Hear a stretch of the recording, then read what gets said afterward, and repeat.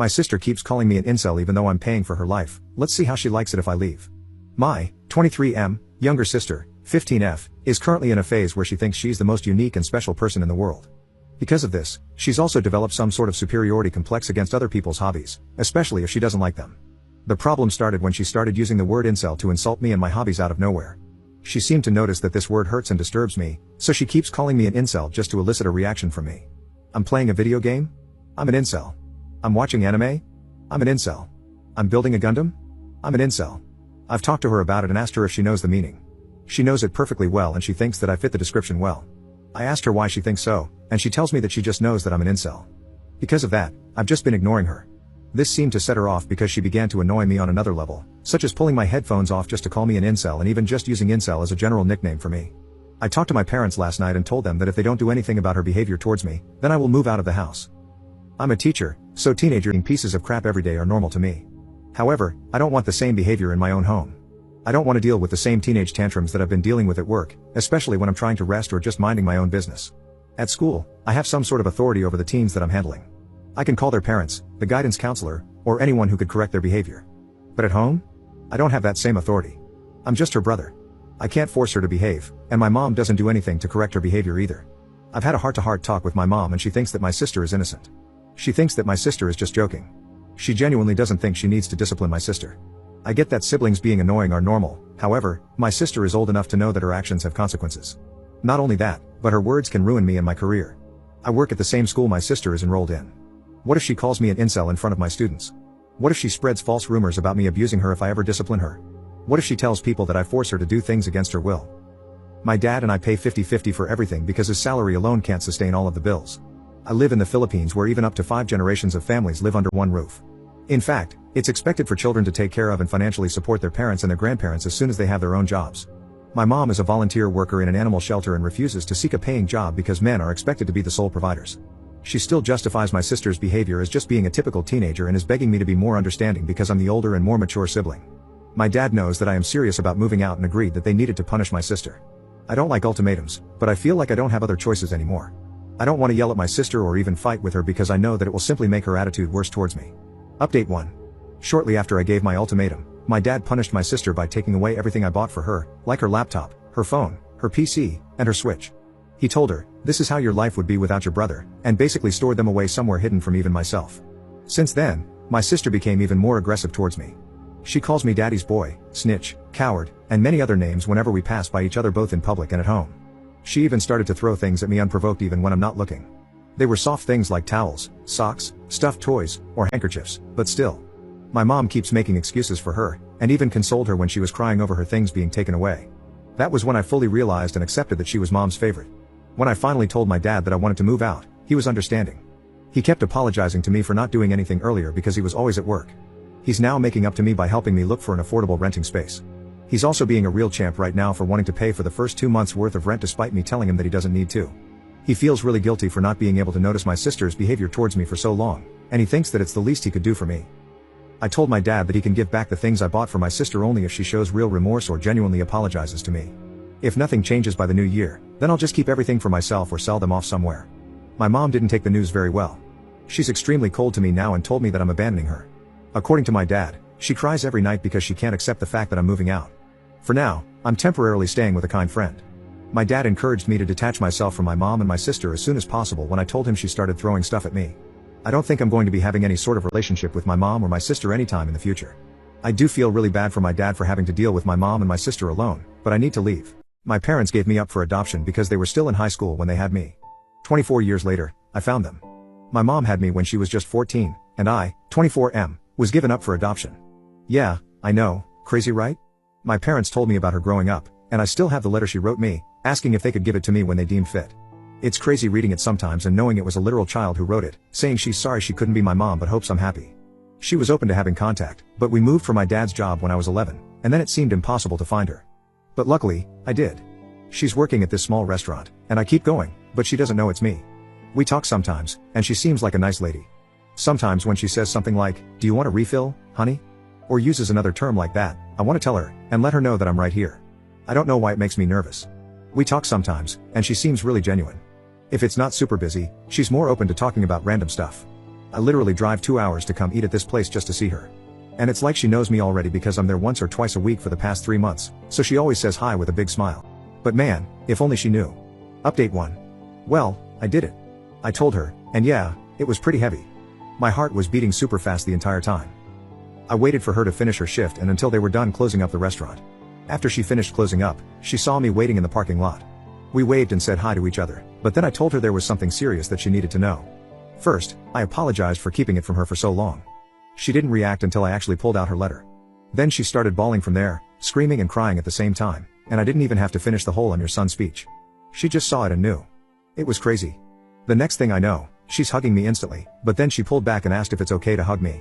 Of course it is, and we're just there hugging and crying in the parking lot. It hit her hard. Her legs gave out for a second, so I had to actually hold her up while she's still hugging me for a minute. What really got to me was her saying, "Look how big you've got." Also, hearing her cry made me cry too. She went back to open the restaurant, and we sat in there for hours talking about so many things. We had coffee, ate a slice of their pie, and just talked about anything and everything that came to mind. She told me that the second time I came to the restaurant, she got a feeling that I felt really familiar, but for her, it was hard to believe it could be me. So that feeling she had was pushed way down. She told me that for years after I was adopted, she would see kids around my age and used to think they were me. Then she would start crying in public. It really messed with her mind and made her depressed, so she didn't want to do the same when she first started seeing me in the restaurant. She said I looked so much like my biological dad when he was younger. We talked about him too. They stayed in contact with each other, in case I ever reached out to one of them so it would be easier to contact the other. I didn't have any hope about finding my biological dad since he was never mentioned, so I'm glad they both planned for this future scenario. She told me about how they both wanted to keep me, especially my biological dad. He didn't want me to be adopted, but he knew they had to because they were just kids. It took him a long time to get past it after I was born. That's why he didn't leave anything behind, because he didn't want to believe he would ever get to see me again. We talked for hours, until almost 2 in the morning. She wanted to know everything about me, but her main concern was, am I happy? Were my parents good to me? Did I have a happy childhood? And I did. I told her, thank you for helping to give me this life. We both cried again, but she cried the most. Everything was very emotional for her. Sometimes she would look really happy, but then get sad again. After my 18th birthday, she was hoping I would find her, that's why she stayed in the same city. But since I didn't, she always thought maybe I resented her, wasn't told I'm adopted, or maybe had decided it was better not to have her around. It made me feel bad for not telling her sooner. She told me it's not my fault, and I did the right thing by going at my own pace. Honestly, she's so sweet. The way she kept looking at me with the biggest smile made me emotional sometimes. It makes you think, how can someone who's been a total stranger your whole life look at you with so much love? It's wild. We learned so much about each other. She asked me if we could have dinner soon to keep talking, and if, at some point in the future, I'm interested, come over to her house so I can meet her husband. That all sounded really great. We exchanged numbers, and after I left, she sent a text telling me thank you for giving her this gift that she didn't know would ever come. My girlfriend came over, and she hugged me while I cried. I wasn't sad, these were happy tears. Everything went better than I expected. There was still emotionally heavy stuff, but I'm still glad that we got to open up to each other. Update 2. Lots of you asked to let you know how it goes meeting my biological dad, and to say it was emotional is an understatement. To be honest, this was more nerve-wracking for me because I didn't know anything about him. With my bio mom, it was different because I watched her from afar and got to know her a little before it all came out. I asked my bio mom if she could be there too just because she knows him better, so it was the two of us waiting for him at this park. He was already crying before we even got to him. This guy is strong too, so he pulled me in for the biggest bear hug, and we were both crying. He told me he wants me to know that they loved me so much, and he loves me. I lost count of how many times he'd come back in for one more hug. This definitely got to him, and he kept saying, "Thank you God," a few times while looking at my face. Hearing him tell me how much they loved me even back then meant so much to me, and not gonna lie, that had me holding him tight too. I'm sure to everyone at the park, it was weird seeing 3 crying people. My bio dad said he cried so many times just driving over here, he didn't think he had any more tears until he saw us. When we were all sitting down, it hit me that my bio mom was not kidding when she said we look alike. Obviously, he's older, but still, the similarities were crazy. He brought gifts too, which was a surprise. It was really nice. He told me I don't have to keep them if I don't want to, but he felt weird not coming with anything, and he's wanted to give this to me for a long time. One was a teddy bear holding a picture frame of him at the hospital holding me. He was 15 years old, it's still crazy to realize that. The other thing was a journal.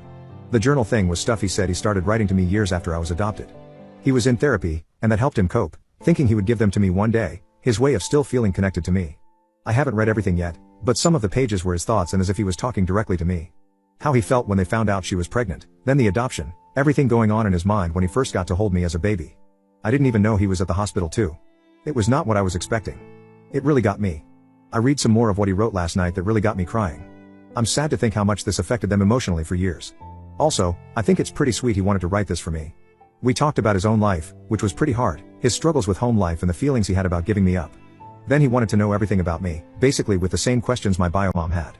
I made sure they knew they made the right decision because my life was pretty great. He looked like he wanted to cry when he knew that because that's all they hoped for, and it was something he always wondered about for years. My bio mom left a bit after we were more comfortable so we could talk more in private once it didn't feel too awkward between us.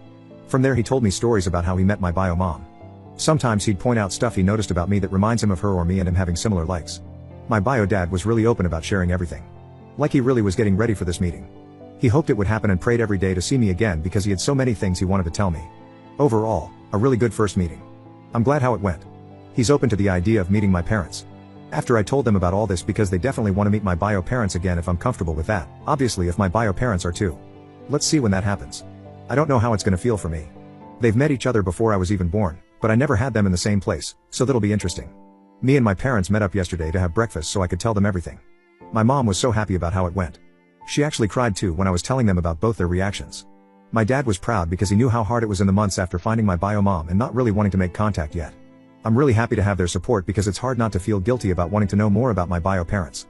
They gave me a really good life, so for a while, it felt like maybe to them I was showing that it wasn't good enough for me and I'd rather have my bio parents.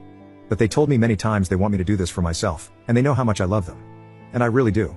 Finding them and meeting them was hard, but it was so worth it to me. And seeing their reactions made it feel even more worth it.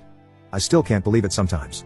I raised my nephew as my own son because my sister didn't want him. Now her daughter is jealous of her brother because they're turbo poor. When I, 43F, was 18 and my sister, 47F, was 22, she became pregnant with my nephew Luke. My sister and her then boyfriend, who is now her husband, didn't show any interest in Luke when he was born, so I took on the role of caring for him. I enlisted the help of my grandmother, who was a tremendous support and an angel, and she watched over him while I was in my last year of high school in exchange for me cleaning and cooking for her on the weekends. My parents weren't much help either. They would give me about $100 a month for Luke, and if you have a kid, then you know it's not much, so my grandmother and I were the only ones taking care of him. A year after I graduated from high school, I was kicked out with my nephew because my parents, sister, and her husband didn't want to deal with us anymore. My sister said she wished she had never given birth to him. I immediately went to my grandmother, and we visited a family law attorney. I obtained custody of him, and my sister and her husband signed their rights to me, so I will be calling Luke my son instead of my nephew. From then on, lived with my grandmother, and while I attended community college and worked part-time, she looked after my son. It was a lot of work, especially when my grandmother passed away when Luke was 6. In her will, my grandmother left 90% of her things to me. This event prompted my parents and sister to reach out to me under false pretenses to reconnect and meet my son. However, the reunion didn't last long, and I made it clear to them that they could either behave appropriately or never see us again. My dad chose to genuinely reconnect with my son and me, and now we're close. On the other hand, my mom and I don't talk much, but she treats Luke kindly. When Luke was 8, both my sister and I became pregnant. That's when my sister decided she wanted my son back, and started telling him that my husband and I wouldn't love him anymore once my, in her words, actual son arrived. For context, my husband met Luke when he was 5, and we were already together for a year before that meeting. My husband treats Luke like his own, and we got married when my son was 7. We adopted him when he was 9, with his permission. We discovered that my sister was spreading these hurtful ideas when Luke broke down crying one day, expressing fear that we would abandon him once his younger brother was born. He explained what my sister and her husband had been saying, and we reassured him that it would never happen. Luke knows he's not my biological son, but he is undoubtedly my son. After that, I cut contact with my sister and her husband again, and pursued family and individual therapy for my son. When I finally gave birth to his younger brother, I made it clear to Luke that our love for him hadn't changed. About 2 years later, when my sister reached out, I decided to go low contact with her, with the approval of my son and husband. My husband and I live comfortably, while my sister and her husband sometimes struggle financially. My kids engage in extracurricular activities, receive the presents they desire, and go on a big family trip every summer. Meanwhile, my sister and her husband can't afford much. When my niece was around 9, my sister began making comments about how I needed to pay for this or that for my niece, and I told her it wasn't my responsibility. Although I gave my niece the gifts she wanted, and took her out from time to time, it wasn't even close to how I treated my own kids. Now, my second son is turning 17, and my husband and I were discussing getting him an affordable starter car, just as we did for Luke when he turned 17. Simultaneously, my niece is also turning 17, and apparently, my sister told her she would get her a car. However, my sister can't afford to buy her one, so she asked me to do so. I refused, explaining that I hadn't promised her a car, and it's not my responsibility to provide one. My sister got upset and didn't talk to me for a while after that. When my son's 17th birthday arrived, we surprised him with a car. A couple of days later, My niece called me, screaming and crying, asking why I hate her and why I can't treat her the same as her brother. Calmly, I explained that things were different, that her brother is my son, and while she is my niece, I can't buy her the same things as my son. I clarified that, as an aunt, my role involves birthday presents, Christmas presents, and showing up when it matters, nothing more. I emphasized that her brother will always mean more to me than she ever will. Despite my calm explanation, my niece continued yelling and accused me of being unfair before hanging up. Subsequently, my sister called to berate me about doing more. I pointed out that if she hadn't promised a car or my money to my niece, none of this would have happened.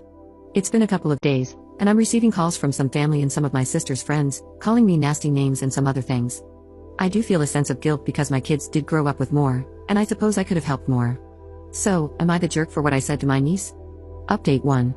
To get some names in order, I will be addressing my niece as Emily, and my youngest son as Justin.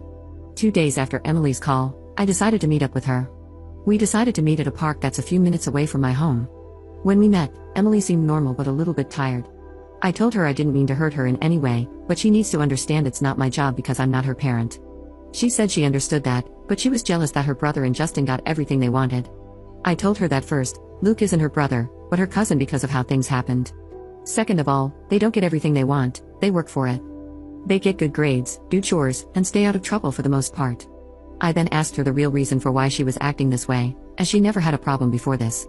She started crying, saying it wasn't fair that Luke and Justin get everything they want while she gets barely anything. She claimed that Luke lucked out in life by being adopted by my husband and me. She asserted that she deserves to have what my sons have, and that as family, I have to take care of her too. I told her that she is part of my family, but not my child. I do love her, but she's not my responsibility. I then asked her why she feels so strongly about it. She said that even though her parents take good care of her, she feels like she's just an obligation to them. When she sees how Luke and Justin were raised, she gets jealous because, in her eyes, we don't view the boys as an obligation. According to her, we are a family that's always together, always works through problems, and helps each other. Even though I stayed in her life and took her out with my family, she always felt jealous that she had to be the one to leave. She felt second place and believed that since I took in Luke, I should take her in with no problem. I told her that while I understand her feelings, I'm not going to treat her as my kid. I didn't raise her, but I do love her. It's her parents' job to get her a car or to help her get one. She got more upset, saying that I clearly don't care about her, and she left. I texted her, saying that I do care for her, but I'm not her mom, and it's not my job. After I got home, my husband and I talked, and we decided to call my sister. I told her that my family and I are going full no contact. My sister then asked about how I'm going to get in contact with Emily. I told her Emily is almost an adult, she can contact me if she wants. She then asked me if I was going to get Emily a car. I said no and told her that it's her job, that she's her mother and needs to act like it. Emily needs her to be a mom, and I hung up the phone, blocked, and deleted her number. The next day, I got a call from my mom. She believes that I should give Emily some money for a car if I won't give her one. I told her I wasn't going to do that and hung up because all it's going to do is cause a fight. I then called Dad and explained everything, and he thinks I'm right. Later, my dad called, asking if he could come over on Wednesday. When he showed up, he was visibly upset. Mom gave a big chunk of money out of my parents' retirement fund to my sister. This has caused my parents to have a huge fight, which led my dad to pack a suitcase and stay in a motel for a bit. Now I'm no contact with my sister and mom, and I'll be going low contact with my niece for now. Update 2. About a week after the post, I decided to talk to Emily, and we agreed to meet at my home. I asked everyone not to be home because I wanted her and me to talk privately. When she showed up, she didn't really want to look at me, and I asked her if I could give her a hug.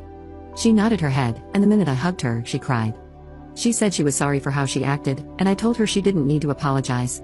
I asked her about how her parents treat her again to understand more about what's going on.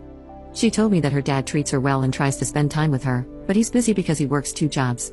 While my sister is home more, she usually just keeps to herself, and doesn't really like to be bugged. I then asked her if she feels like she's been neglected. She said no, just sometimes they don't have family time that much because her parents argue a lot, especially about money. Sometimes her mom does make her feel like an obligation, but she knows that they do love her. I brought up her referring to Luke as her brother, and asked if she truly felt that way about him.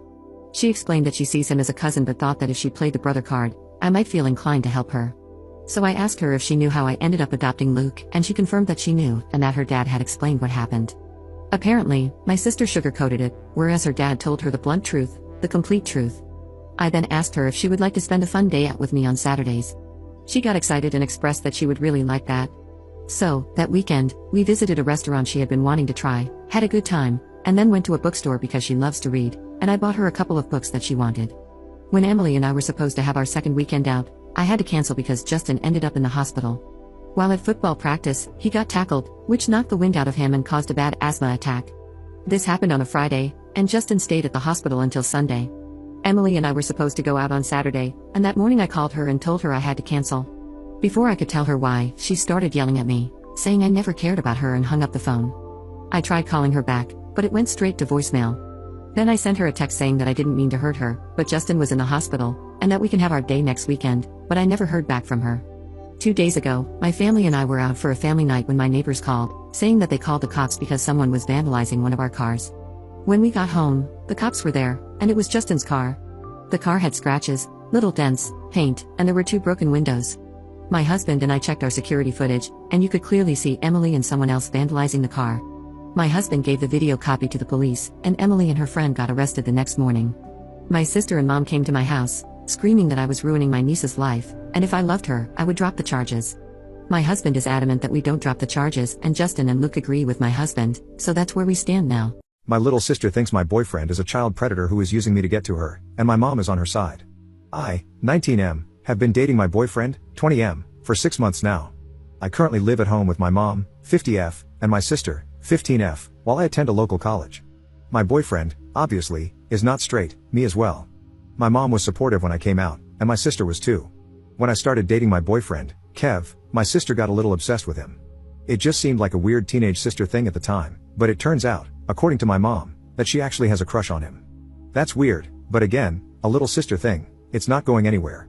I've told Kev about it, and he thinks it's a little uncomfortable, but he can deal with it. If she kept it to herself, I wouldn't mind it, but she doesn't. She constantly wants to hang out with us whenever he's over, never giving us a moment's peace. Last time Kev was here, we were in my room, and she walked in on us making out, without knocking by the way, and huffed before slamming the door. After he left a few hours later, she came into my room again to talk to me. She proceeded to tell me, to my absolute shock, that Kev was straight and I was abusing him by not letting him leave me. I didn't even know what to say, so I just asked her what made her think he wasn't. She said he was obviously into her instead and was using me to see her. I completely lost it. Months of borderline harassment towards my boyfriend, and that's why? I told her that her creeping on him and making him feel uncomfortable didn't count as interest, and that she was a horrible person and an awful sister. I told her to stay away from my boyfriend, and if she ever brings him up again, don't be surprised when the back of my hand meets her face. She started crying and ran off into her room, but I don't care. I'm tired of having to act like she never does anything wrong. She essentially called my boyfriend a PDF file and accused me of abuse. I'm fed up with it. My mom said Kev isn't allowed back at our place until I apologize to my sister. I said good, I don't want my creepy sister around him, and we can just hang out at his apartment anyway.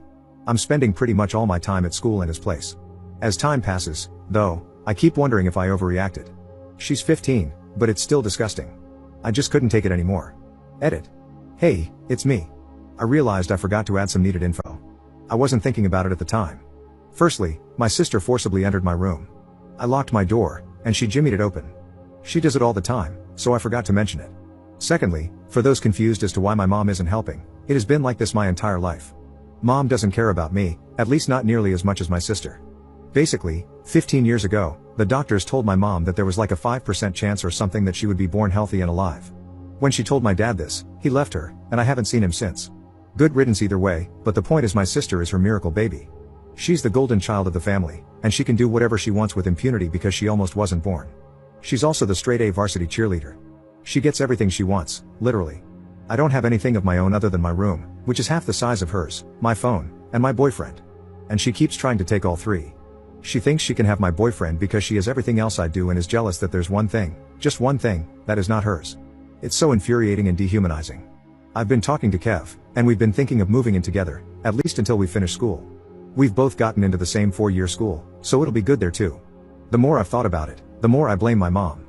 She took all my prospects away and gave them to my sister. It's cartoonishly neglectful. I've spent my whole life feeling like an afterthought, and now there's someone in my life that cares about me so much, and it just feels amazing. Of course she'd want to take him away from me. Sorry I forgot to mention all this, I was just furious. I'll be going no contact as soon as I can with both of them. Thank you all. Update 1. One final update due to the final nail in the goddamn coffin. When my sister was 12, my mom got her a dog, a little beagle puppy named Baxter. About a month into having Baxter, my sister decided she was bored of him and unofficially gave him to me. Since then, I've been feeding him, walking him, paid for his training, which if you've ever had a beagle you know is not easy, and everyone in the house agrees Baxter is my dog. They refer to him as my dog. They tell me get your dog away from me and let your stupid dog in, stuff like that. He absolutely loves me and I love him. Last night, my mom called me into the living room, where she and my sister were, and told me that if I didn't apologize, she'd take my keys to the junky car that I paid for, so I couldn't see Kev or go to finals, and she'd put Baxter, the dog I completely care for and who only responds to me, in the kennel. I told her she had no right to do either of those things.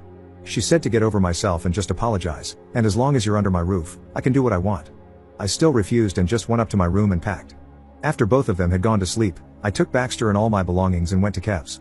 He'd always told me that if things got rough I could come to his place, day or night, rain or shine. I always planned to take Baxter with me when I moved out anyway, so we had already put in a request with management for a pet. We'll just keep him a secret until it gets approved. This morning, I woke up to like 4 missed calls and several texts from my mom that amounted to, "Where are you? Where's the dog? Are you still picking your sister up from cheer? What the hell have you done?" I told her that I'd be back in a few days to move any furniture I needed out and she could sell the rest. She told me to bring my sister's dog back, and I told her to screw off. My sister doesn't care about Baxter and never has. He'd probably starve to his grave if I left him there. She told me she's junking all the furniture and I'm not permitted in the house anymore. Whatever. I'm officially moving in with Kev. It'll probably come back to bite me soon, but I just don't care. Being homeless would be better than being there. I don't know where my life's gonna go, but for right now, I'm happy. Thank you to everyone who's been nice to me. My husband ghosted me while I was in labor and missed the birth of our child, so my brother pranked him and told him I didn't make it and became a ghost. So, my husband and I got into a fight prior to the birth of our daughter a week ago when he casually suggested a paternity test for our daughter when she was born. To be clear, this was completely out of the blue with no wanting or reason. I'm a homebody who works remotely with no male friends other than my brother. I told him that he was accusing me of infidelity, and he said he just wanted to be sure and kept bringing it up until I told him, after 3 days of him asking and the stress starting to make me physically ill, that I didn't want to talk to him and left for my brother's house. I called him while I was gone and tried to work it out, but he refused. After all this, I went home the next day to grab some things while he was at work, and I went into labor.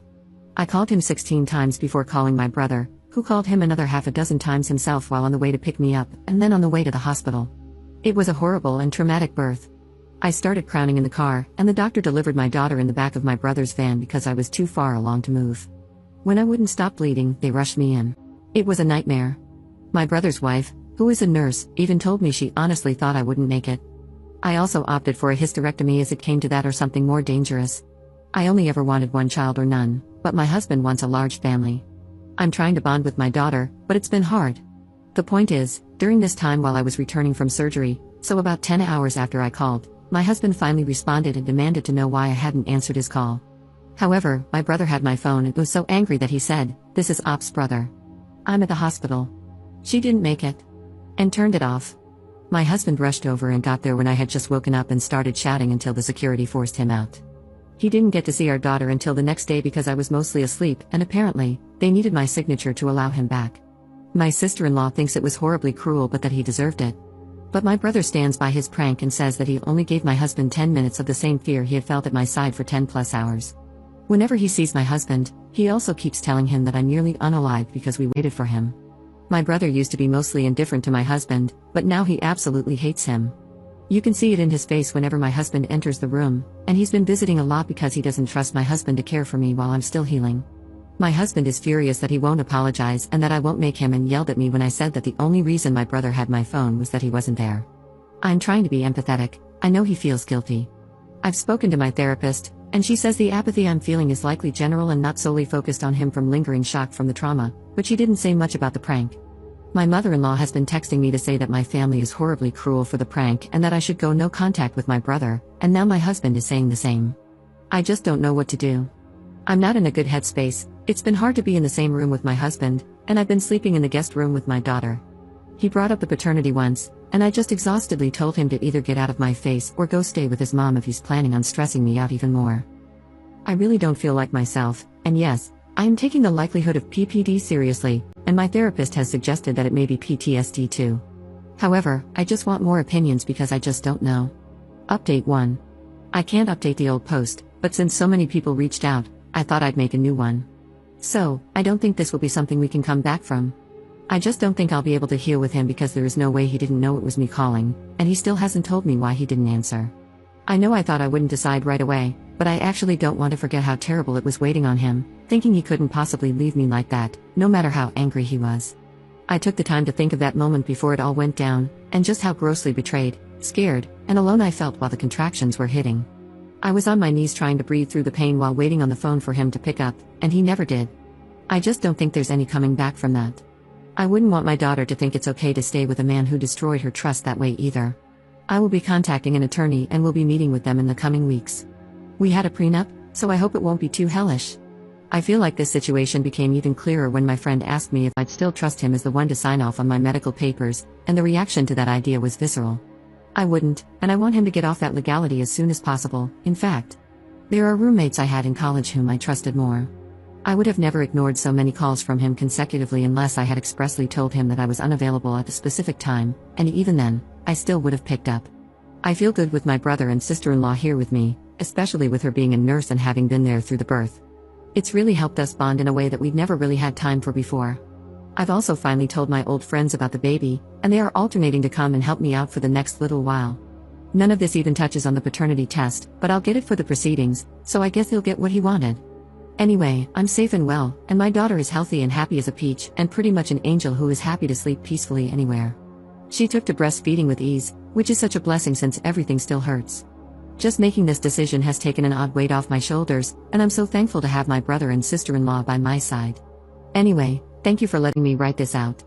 I'm not good at diaries or journals, but writing to people feels different, and it's actually brilliant for the clarity of the situation. I might try a diary again, as my therapist suggested. My sister has 2 kids from different fathers and I've been raising them ever since they were born. Now that I'm about to go to college, she told me to put that on pause until they finish growing up.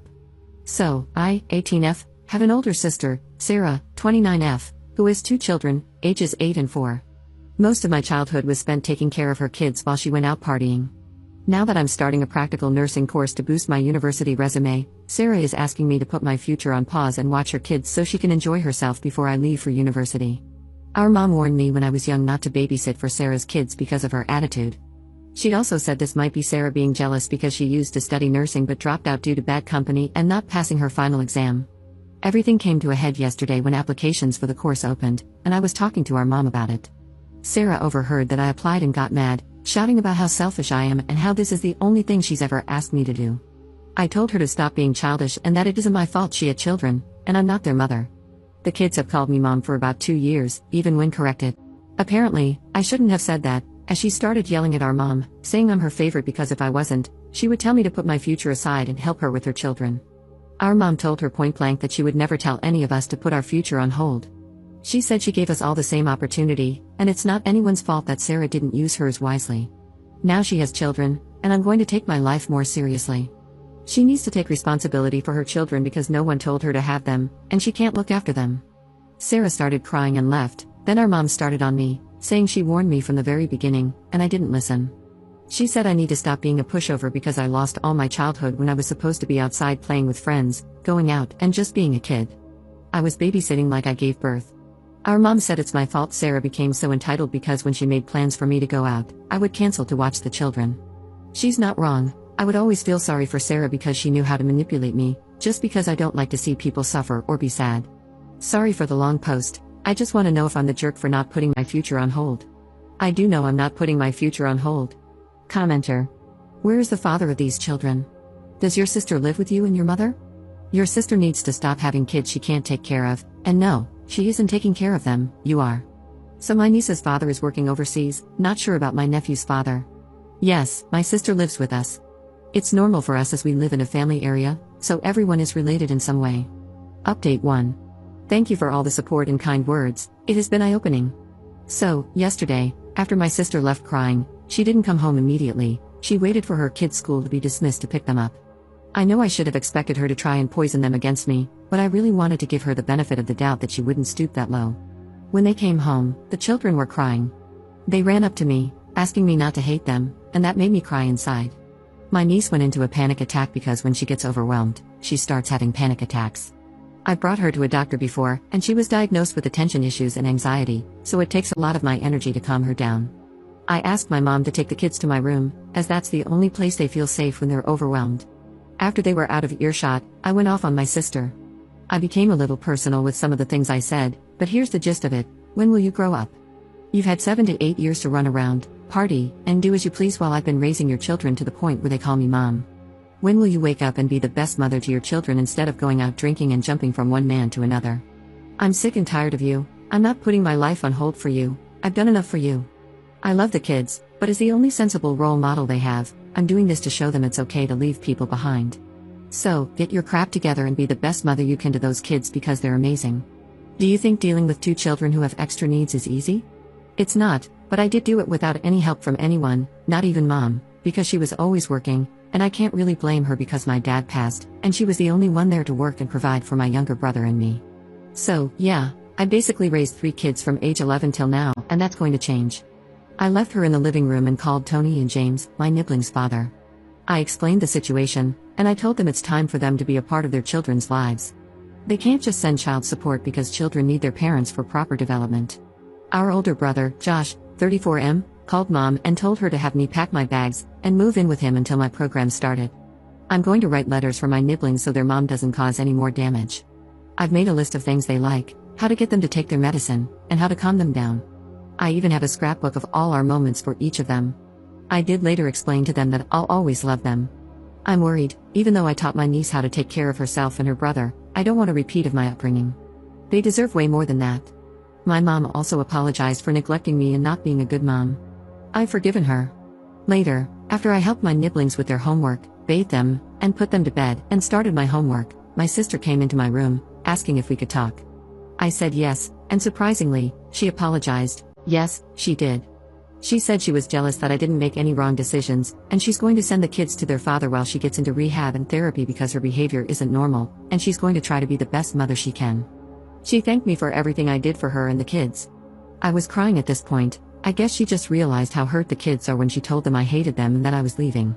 I told her she's forgiven, but not fully. She has to show me she will change. She hugged me and left. I guess this is a start, even though it's small, it's still a change. Let's see how long it will last. I'm trying to get into therapy, but I'm on a waiting list. The earliest appointment available is in 9 months, which is a start, I suppose. Once again, thank you for all the support. My friend's boyfriend gave me an ultra-expensive gift for my birthday when he is turbo poor on a day-to-day basis, and I don't know how to feel about it.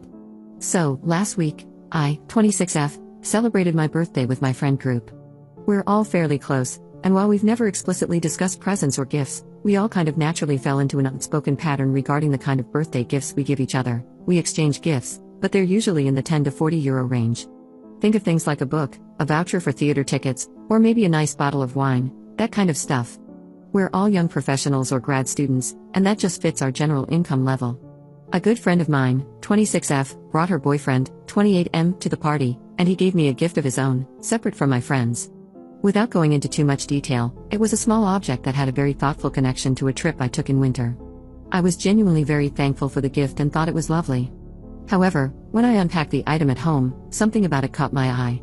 Certain parts of the item that I would have expected to be made of glass didn't look like glass.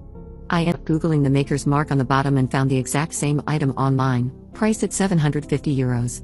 Now, it'd be one thing if this guy were a trust fund kid for whom that kind of money was just peanuts. I'd still feel uncomfortable, but at least there'd be some logic to it then. But my friend's relationship with this guy already has massive problems, largely centered around him being underemployed and making her pick up the tab for their shared lifestyle to an undue degree. We honestly all expect the relationship to fizzle out soon because they obviously aren't compatible in some key aspects. So now I've got this 750 euro item on my shelf, and I've no clue how to handle this. It feels extremely inappropriate to have this thing. I'd feel uncomfortable accepting this sort of gift from almost anyone I know, but the fact that it's a friend's romantic partner, and said friend has issues with her partner's handling of his finances, and I'm also a lesbian, and her boyfriend knows this, just makes it even worse. It's also a highly specific item that I don't think he'd be likely to just have, so I'm pretty certain he must have bought this for the occasion and must be aware of its value. What do I do? My friend seems to be totally unaware of the value of the item. Do I tell her about it? Do I contact the boyfriend and ask him what the hell he was thinking? Update 1. I ended up texting my friend and telling her that I had researched the gift and discovered it was worth a very inappropriate amount of money. She was extremely surprised by the entire situation, especially considering her boyfriend, now ex, but more on that later, is perpetually broke and makes her foot the bill for their shared lifestyle. She came over to my place, and together we called him on speakerphone, where she demanded some answers. Long story short, he stole it from his own mother. He's still being a bit shady about some details, but we managed to piece together the sequence of events to a satisfactory degree. My friend was supposed to be coming to my birthday party straight from work. When she left her office, she realized she had forgotten the gift she had planned for me, which was a book, by the way, at home. Since she was already running late and her place is pretty far from both her work and my flat, she chose to text her boyfriend, who was having dinner at his parents' home at the time. She knew he was there and knew his parents lived close to me, so she asked him to just buy a copy of the same book at a bookstore on his way to my place so they'd have a gift.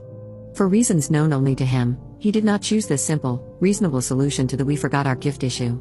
Instead of leaving 5 minutes early to pick up another copy of the book, he chose to just grab a random item off his mother's living room shelf, without asking her.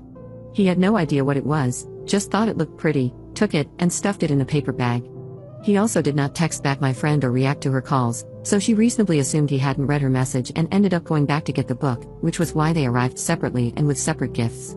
Meanwhile, the boyfriend had unknowingly gifted me not just any antique. No, this item had been passed down to his mother from her 3 times great-grandmother. It had been in his family's possession for literal centuries and was the only tangible connection his mother still had to her home country, which, incidentally, is also my mother's home country, something he wasn't aware of, meaning that what I thought was a thoughtful connection to my trip there was a total coincidence. He had no idea of the item's cultural significance.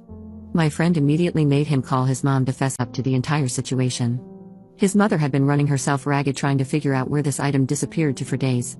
Obviously, she never suspected thievery and was blaming herself terribly for having lost something this important. The boyfriend actually had the gall to try to convince her not to make her call his mom. He wanted to sweep the entire thing under the rug. Of course, we didn't let that happen. His mother came by my place this morning, and I returned the item to her, along with some apologies for not starting investigations immediately and some nice chocolate. We had a lovely conversation about our shared cultural heritage, and I assured her that the item had been treated with dignity for the entire time it was in my possession, and we parted ways with a hug. She also told me that my initial estimate of the item's value was incorrect. It's actually worth even more money. It would probably sell for a 4-figure sum at auction. I don't know what she wants to do with her son, but I hope she whoops him real good. My friend, for obvious reasons, broke up with him. So, lessons learned: Google suspicious gifts, and lock away your sentimentals and valuables when people you're not entirely sure about come over. The gall of this man. My husband went ultra poor trying to copy my lifestyle and impress his kids. Now he can't afford to live and says it's my fault, so I need to save him. My husband, John, 53M, and I, 44F, have always kept our finances separate, and although we refer to each other as husband and wife, and also had a wedding, we are not legally married. This was primarily for inheritance purposes because we each have older children from previous relationships. For a while now, John has been getting angrier over little things and generally becoming moody and distant. I finally had enough and approached him about separation, and this conversation led to a big blowout, with him revealing the state of his finances. Basically, John revealed that he had basically no savings left. All the money he had saved for retirement and his kids' schooling was gone. Furthermore, he said it was all my fault since he used up all his savings trying to keep up with my lifestyle. There were never any crazy bills or anything like that, and we always split everything equally. The house we live in, I own outright, so there wasn't a mortgage payment. However, I have always liked to travel a lot on fairly extravagant vacations. I would invite John or John and his children to join on trips, but never made them feel like they had to come. That said, he was expected to pay for himself and for his kids. Except recently, he accepted every invitation. I would also give my kids things he considered extravagant, but I considered normal, so he felt like he had to give similar things to his own kids. John said with all the spending to keep up, his savings dwindled very fast. I expressed that I couldn't understand how or why he would spend all he had when he knew he couldn't afford it. He said it was like keeping up with the Joneses, only worse because it was at home so he couldn't block it out. John thinks since I knew his job, I should have had a basic understanding of his finances and realized this wasn't a lifestyle he could maintain. That the kind thing would have been to offer to pay for the trips and other things instead of dangling them in front of his and his kids' faces. Looking back, I probably could have realized that this spending didn't make sense for his salary, but I wasn't thinking about it. I don't think it was my responsibility to keep his finances in mind here. We had agreed from the beginning to keep our finances separate, so to me, that means paying for things separately. Is this really my fault? Update 1. After reading all the comments on my first post 3 weeks ago, I realized I needed more time to think about things. I also thought that given the situation, it would be best for us to spend the holidays apart to avoid any controversy. He wasn't a fan of the idea, but I eventually got him to agree to it. Last week, things settled down, so we met up to have a more detailed discussion about the state of his finances. A few more things were revealed. I found out that he had lost his job earlier this year and didn't tell me. He got a new job in October, but he went over 4 months without one while pretending he still had a job. During that time, he only received a small amount of money from unemployment, so he started putting everything on his credit cards. His new job doesn't pay as much as his old one, so he hasn't been able to pay more than the minimum towards his debts, which are now substantial. I feel like if he had just brought up all these issues earlier, this could have been avoided, or we could have worked something out. Now, I really just feel like I can't trust him. I can't trust him with money, and I can't trust him not to hide things from me. I just can't see going back and trying to make things work with him at this point. Since he doesn't have a place to take all their things, I've agreed to store their stuff in my garage until he gets more settled, which means I won't be able to make as clean of a break as I would like right now, but for the most part, it's over. Update 2. I like the suggestion I was given when I last posted 2 months ago, of paying for a storage unit for their things for a few months. However, my ex did not agree to it. He said it would make things too difficult because the closest storage location was too far out of the way. It definitely felt like he was still trying to cling to things. Since I couldn't get a storage unit in his name without his approval, I talked to a friend who is a lawyer about the situation. He helped me write up a notice that told him he had 30 days notice to retrieve their things, or they would be disposed of. After the 30-day notice was up, he still had only picked up a few things. I ended up calling his ex and asked her if she or their kids wanted anything before I got rid of it all. Well, they had been left in the complete dark about our relationship being over. My ex had been lying to them, saying I was sick, and then he was sick with COVID, and that's why they hadn't been able to come over. I was not at all surprised at this point. I figured she didn't know about the rest of it either and told her. She is livid, especially about the money for their kids' education since it was part of their divorce agreement. Anyway, the kids all got what they wanted, and I had a charity come and pick up the rest.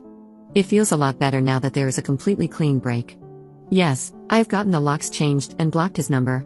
Since there is no reason for me to have contact with him anymore, this is probably the last time I'll be posting. I think in the future, I will probably look for more transparency when it comes to finances in any serious relationship. With how much he was lying, I can only imagine what else he may have been lying about. Had I known more, I don't think he would have been able to hide things.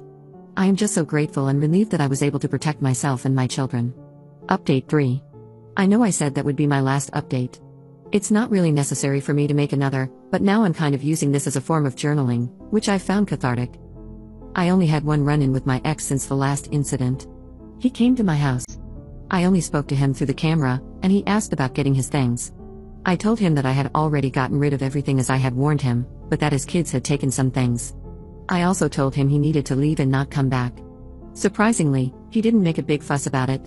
He just said okay and that he was sorry for bothering me before he left, but he did look very tired, so maybe that's why. I have not seen him since, and apparently his ex and his kids haven't heard from him in all this time either. This update had more to do with them than my ex, actually. His ex contacted me to ask about him. She wanted to know if I had heard from him or had his new contact information. His phone is apparently no longer in service. I told her how I hadn't had any contact with him since the aforementioned visit. She also asked if she and I could meet up for coffee and talk. I declined because honestly, I couldn't think of a reason for us to meet up. Though I did offer to pass on any info about him if I heard anything. She apparently wanted to talk to me about helping her pay for her eldest child's, who is now a senior in high school, education next year.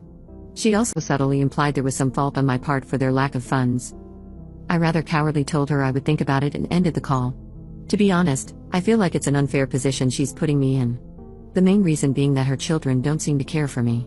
We got along all right while I was with their dad, however, since I ended things with him, it has been complete silence from them. I did try to reach out to them to see if they were okay, and they never responded. Even when they came over to get their things, they ignored me and my youngest. However, I did get a message after the call with their mom about how she missed me. The timing though just makes it seem sort of like manipulation to get money out of me. Since then, I have blocked all of them. My boyfriend of 7 years completely ghosted me with no rhyme or reason and moved across the country to get away from me. I, 24F, have been with my boyfriend, 26M, since I was 17. He is the first and only person I have ever slept with. Nothing out of the ordinary happened before he disappeared. We didn't have an argument or anything, and I thought we had a great relationship. One day we were cuddling on the couch, and the next, I can't get a hold of him. He blocked me on everything. I was so worried at first, I thought maybe he was hurt, or unalived, or in a terrible accident. I only learned from a mutual friend that he basically moved halfway across the country. He is still alive, at least, he just doesn't want to talk to me. It's been 3 weeks now, and I don't know what to do. Do I travel after him? I don't even know where to. Do I give him time? I hope I'm not appearing like an overly obsessive girlfriend, but what the heck? We were together for 7 years. I need closure, even if it would be, you are ugly, I never loved you, or, I have found somebody else. Anything, really, I can't discard 7 years like a used yogurt cup. Maybe I did something wrong, but I don't know what it could be without him telling me. I didn't cheat on him, and I have always tried to be kind and caring. I wasn't a financial burden either, I paid for my own things and paid half of everything. I'm trying to think of all the things I could have done wrong. Maybe it's because of my terrible childhood? I was abused and still have some scars from self-cutting. Maybe he thought I was ugly because of the scars or too depressed and sad at times, but he still could have told me. I would have understood. He and our mutual friend both blocked me now, and I'm not getting any answers. I'm just sad and confused and don't know what to do. Update 1. So, over 4 weeks later, he contacted me again, and we agreed to talk face to face at our, or rather, my place. I'll have to disappoint everyone from the start, no movie-worthy Yakuza story. What he told me happened was that he simply panicked and ran away. Apparently, I was asking too many questions about the future, like, if he ever wanted to get married, what he thought about children, etc. I also pushed him a lot to finally finish his degree and get a job, as his main source of income is still his parents. He said he just couldn't handle it and saw his life as being over and needed to get away from it all. Then he started blaming his friend who convinced him that he was wasting his 20s on just one girl. That same friend apparently also got him a job, which is why he moved away hundreds of miles. That job didn't work out, and he got fired after a few weeks. I guess that's why he is back now. I asked him why he didn't at least talk to me and how hurt and worried I was. He said that he didn't want to make me cry and that he didn't really want to break up. He wanted to prove that he could succeed at that job and then come back to me. Overall, a lot was said. We talked for over 2 hours, but that's the gist of it. He must have apologized like 100 times, telling me how stupid he was to let his friend influence him. One kindergarten-like logic stuck with me. He said, "We never broke up, I never said that I wanted to break up, we just took a break." In my mind, that sounded like, you didn't say uno, we're still together. He basically promised me heaven on earth if we got back together, breakfast in bed every morning, he'd do all the chores, etc. He also swore that there was nobody else, that he slept with nobody else. In the end, he asked if he could stay because he hasn't been paid from that job and used all his money and has nowhere else to go. His parents live too far away, and he is on bad terms with that friend who got him the job. I felt a bit bad, but I told him no, that I needed to process and think about everything. I did, however, agree to store some of his boxes to free up his car. So, that's where I'm at now, sitting alone in my apartment with his boxes. One of them smells really bad, like moldy clothes. Maybe I'll wash those tomorrow for him at least. Now I need to think about what to do with all of this and what to do with myself. Part of me still loves him. We had so many great moments together before this. He helped me through a lot, he helped me get away from my abusive mother and stepfather. He is the man I wanted to marry, maybe have children with. This is only my side of the story too. I don't know everything he has to go through mentally. I can understand panicking, I don't know. I want to thank everyone who took their time to read all of this. It felt good to write it all down. I went no contact with my mother and stepfather and don't have a lot of friends because I'm a bit shy and not that outgoing, so I don't have a lot of people to talk to about this. Edit. I read nearly all the replies here. Thank you so much for your input, I probably needed to hear a lot of the things that were said. I thought about everything and won't be getting back together with him. The most important argument for me was, what if it happens again? 10 years from now, after we're married or have children? I wouldn't be able to handle it, and I still don't trust him with everything he said happened, or didn't happen, while he was away. I will figure something out with the boxes and everything else that needs to be handled, and I'll try to set clear boundaries when talking to him in the future. He isn't all horrible despite how he acted. He saved me from my stepfather and was there for me in the years after. I owe a lot to him, but I think that also made me accept things and behaviors I shouldn't have, even before he left. I caught my wife sending revealing pics of herself to my brother-in-law behind my back. Now she's begging me not to send her to the streets because they haven't done anything in the sheets. My wife, Jessica, 34F, and I, 35M, have been together for 5 years, married for 3, and we have a 2-year-old daughter together. Jessica has 2 sisters, and the eldest one, 38F, is married to Jake, 40M. A week ago, I came home from work early and wanted to scare Jessica. I tried to be sneaky, but somehow I slipped and accidentally hurt my back. Jessica came to my rescue. I went to the bedroom, and she went to the kitchen to get an ice pack. Her phone was by the bed, and a WhatsApp notification came from Jake saying, "You've got the best pair I've ever seen." I immediately knew what was happening. I unlocked the phone and saw that she had just sent some pictures and a video of her exposed chest to Jake, and there were no previous chats before that. When Jessica came back to the room, I showed her the chat and asked, "How long?" I have known this woman for 10 years, and I have never seen her so mortified. Her eyes got teary, and she said, "Honey, I am so sorry, but I can explain." So I said, "Go on." According to her, At the end of 2019, she was struggling with money, and Jake suggested he would help her out. He hinted that he would like to see her pics. I feel like vomiting having to write this out. So she did send him pics, and it continued over the years. She swears there was nothing emotional or physical involved, it was purely transactional. I didn't believe any of it, but she showed me on Venmo that Jake paid her $300 yesterday. I then told her, it's been 5 years, try to remember if anything physical happened. For me, if even half of what she is saying is true, how could something like that not become physical?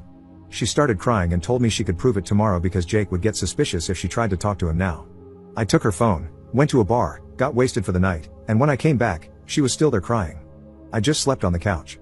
The next morning, I gave her the phone, and she called Jake.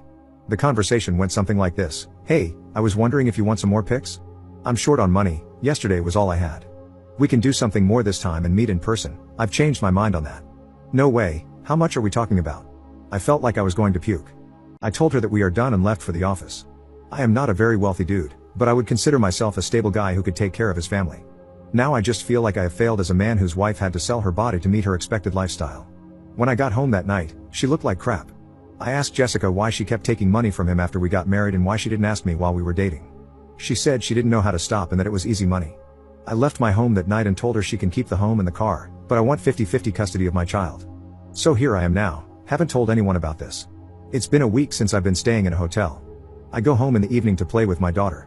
I'm speaking with divorce lawyers, and Jessica is constantly talking about marriage counseling. Update 1.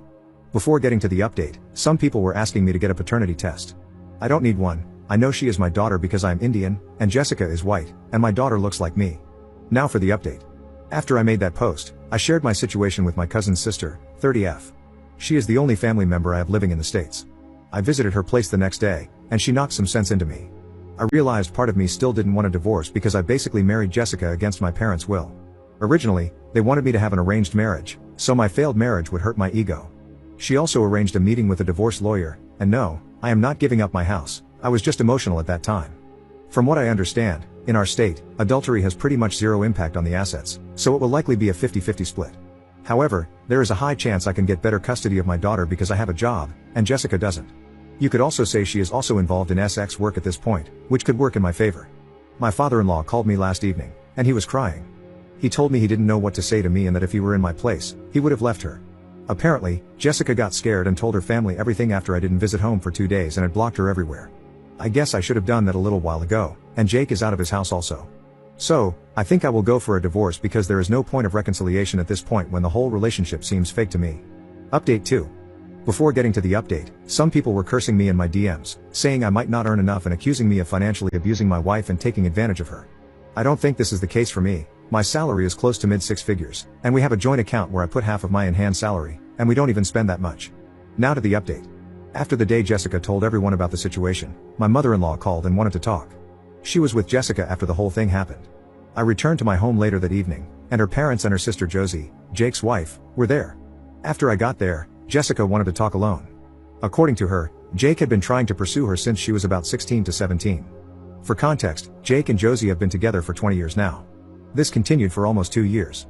He used to make suggestive comments about her body, and she told Josie about it, but Josie didn't believe Jessica at that time and told her she was doing this for attention.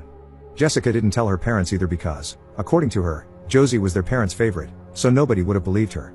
Jake didn't do anything between those years besides casual flirting until 2019 when Jessica was having problems with rent and the whole transactional thing happened. I asked why she didn't ask me about it, and she said we were only 1 month into dating and it could have looked bad.